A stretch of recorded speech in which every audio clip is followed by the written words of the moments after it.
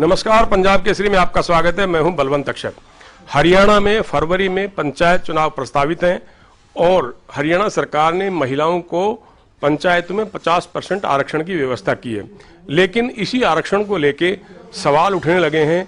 कांग्रेस के वरिष्ठ नेता और पूर्व मंत्री करण सिंह दलाल ने इस मुद्दे को लेकर राज्यपाल सत्यदेव नारायण को एक चिट्ठी भी लिखी है। अब क्या है ये मसला, आइए जानते हैं दलाल साहब से।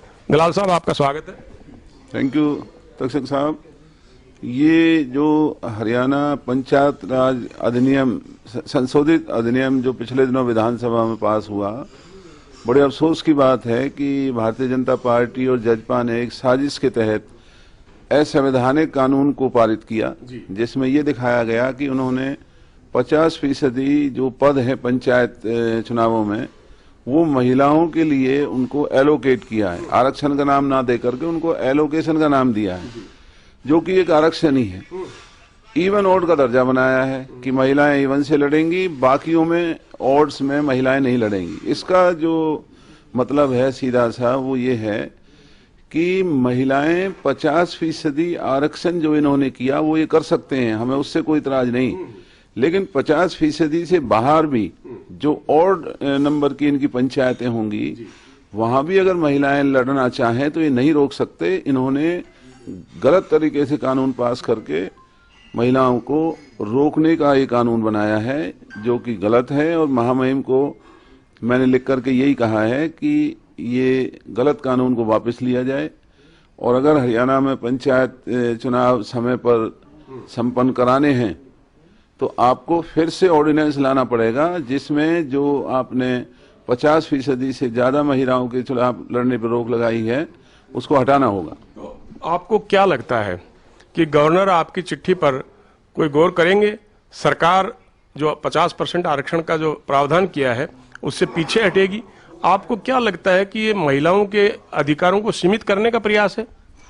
ये महिलाओं के जो अधिकार हैं उनके ऊपर भी कुठाराघात है और इसके पीछे साजिश ये है, भारतीय जनता पार्टी का खजाना खाली पड़ा हुआ है। ये नहीं चाहते कि हरियाणा में पंचायत चुनाव हों, क्योंकि पंचायत चुनाव होने के बाद इन्हें पैसा देना पड़ेगा। इसलिए उससे बचने के लिए ये अच्छी तरह से जानते हैं कि इस कानून को पंजाब हरियाणा हाई कोर्ट में चुनौती दी जा रही है और पंजाब हरियाणा हाई कोर्ट में जब ये कानून की उस पर आएगा तो निश्चित तौर पर पंजाब हरियाणा हाई कोर्ट को इस कानून को रद्द करना होगा। तो इसलिए ये चुनाव हरियाणा में पंचायतों के होते हुए नजर नहीं आते हैं। तो अदालत में दलाल साहब आप जाएंगे, कोई महिला संगठन जाएगा, कौन अदालत में चुनौती देगा इसको? हमारे पास कई महिला संगठनों ने आकर के बात की है और महिला संगठनों की तरफ से ही इस कानून को चुनौती दी जाने की तैयारी चल रही है।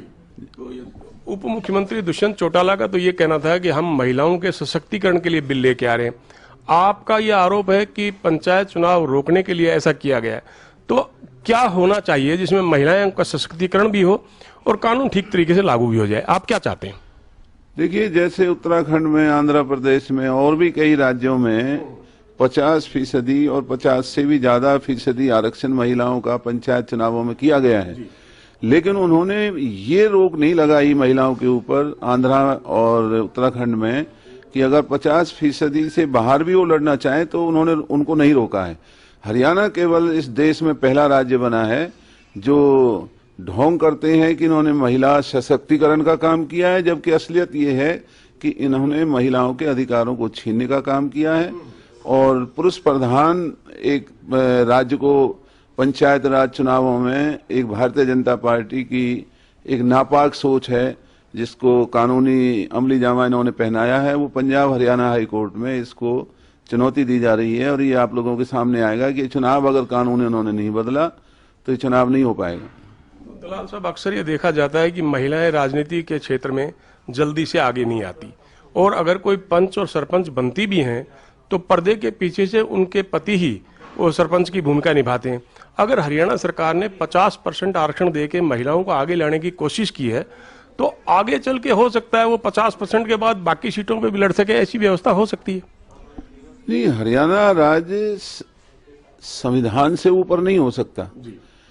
ये व्यवस्था फिर इनको देश के संविधान में करनी होगी अगर देश के संविधान को बदल दिया जाए तो निश्चित तौर पर हरियाणा भी कर सकता है, लेकिन आज संविधान में व्यवस्था है ही नहीं। आप महिलाओं को इस तरीके से दूसरे पंचायतों में जहां उनका आरक्षण नहीं है वहां चुनाव लड़ने से नहीं रोक सकते।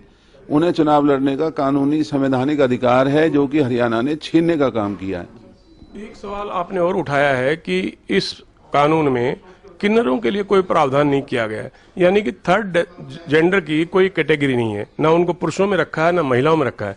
तो आपको क्या लगता है कि किन्नर भी इस मामले को असंवैधानिकता को लेके अदालत का दरवाजा खटखटा सकते हैं क्या? वो खटखटाएं या ना खटखटाएं, लेकिन जब देश के अंदर किन्नर्स को, ट्रांसजेंडर्स को थर्ड जेंडर मान लिया तो इन्हें आंध्र प्रदेश की तर्ज पर उनको नोटिफाई करना पड़ेगा कि किन्नर पुरुष कैटेगरी में चुनाव लड़ेंगे या महिला कैटेगरी में चुनाव लड़ेंगे। जैसे आंध्र प्रदेश में उन्होंने, महाराष्ट्र के अंदर उन्होंने महिला कैटेगरी में किन्नर्स को रखा है, और हरियाणा के इस कानून में इन किन्नर्स का कोई जिक्र ही नहीं है। तो ये भी एक संवैधानिक बात होगी कि अगर कोई किन्नर कल को चुनाव हाईकोर्ट में जाकर के चुनौती दे कि हमारी तो इसमें कोई व्यवस्था ही नहीं है, तो भी ये जो कानून है ये धाराशायी होगा, निरस्त होगा और रद्द होगा। तो जो हालात हैं दलाल साहब, उससे क्या आपको लगता है कि ये पंचायत चुनाव टल सकते हैं अदालत में मामला जाने के बाद? भारतीय जनता पार्टी की शरारत स्पष्ट तौर पर नजर आती है। जानबूझ करके संविधान की मर्यादाओं से हट करके कानून बनाना, उसके पीछे इनकी मंशा ये है कि हरियाणा में पंचायतों के चुनाव होते हुए नजर नहीं आ रहे हैं। और महिला संगठन हमसे मिले हैं जब से मैंने मुद्दा उठाया है। बहुत जल्दी ही पंजाब हरियाणा हाईकोर्ट के अंदर इस असंवैधानिक कानून को चुनौती दी जा रही है, और वहां ये औंधे मुंह ये कानून पड़ेगा। और जब तक ये कानून दुरुस्त नहीं होगा, हरियाणा के अंदर पंचायत संस्थाओं के चुनाव नहीं हो सकते। यही बीजेपी चाहती है। शुक्रिया दलाल साहब पंजाब केसरी से बातचीत करने के लिए। Thank you. तो ये थे कांग्रेस के वरिष्ठ नेता और पूर्व मंत्री कर्ण सिंह दलाल, जिनका ये कहना है कि जब तक महिलाओं को 50% आरक्षण देने के कानून में संशोधन नहीं होगा तब तक चुनाव टल सकते हैं। पंजाब केसरी के लिए कैमरामैन अमनदीप सिंह के साथ बलवंत तक्षक, चंडीगढ़।